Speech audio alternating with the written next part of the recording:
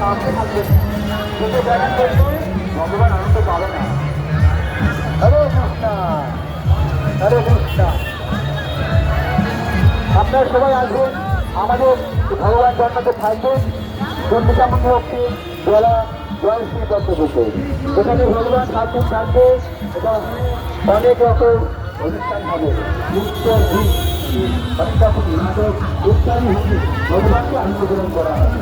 আর থাকবে ভগবানের মহাপ্রসাদ, যার মাধ্যমে ভগবান সমস্ত দপ্তরে সীতা গ্রহণ করবেন। আপনারা আসুন সম্ভব রাস্তায় দূর থেকে কোন মাথায় দূর থেকে করুন, ভগবান কি মোড়টা নিয়ে নেবে, ভগবান হাত ধরে দুটো মোড়ে নিয়ে দেবে, তখন থাকবে। হরে কৃষ্ণ, দূর থেকে করুন।